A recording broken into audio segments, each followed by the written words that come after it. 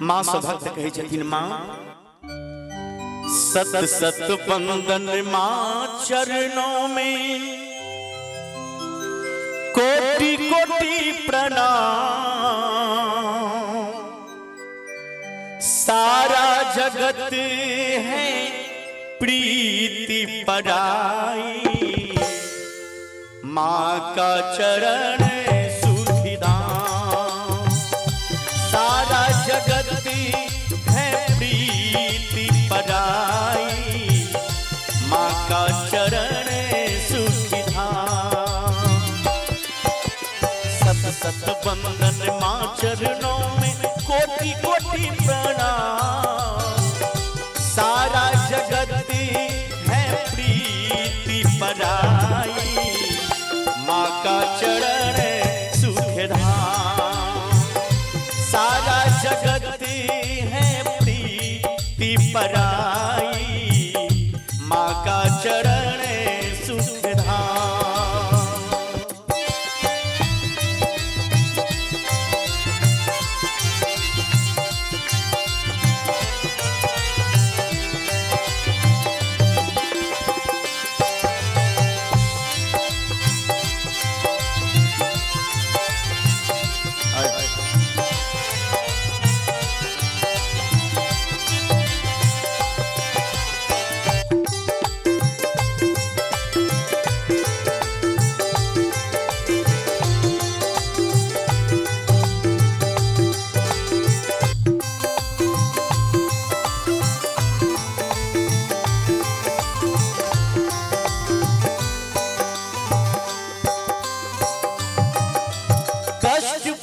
जब देवों पे माँ तूने लाज बचाई।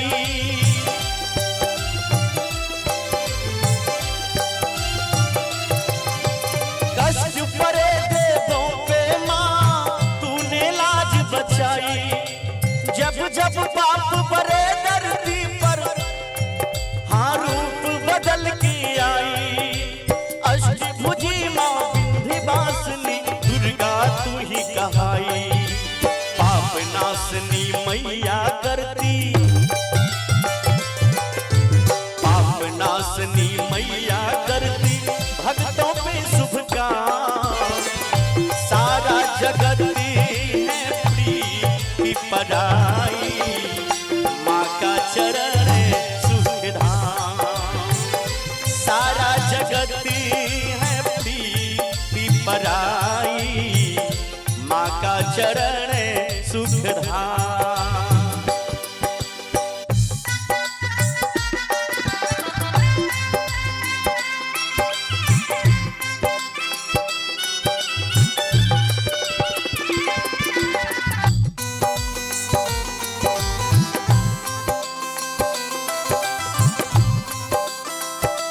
बहुत सुंदर।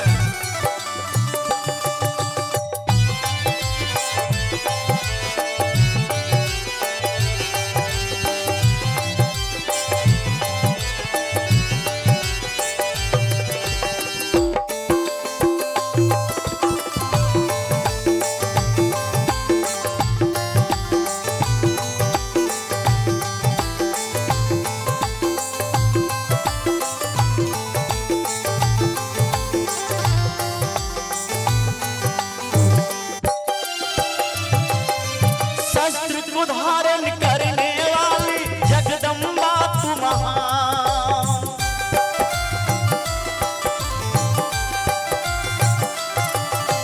शस्त्र को धारण करने वाली जगदम्बा तू महान। सिंह वाहिनी मैया तू भक्तों की बढ़ाती शान।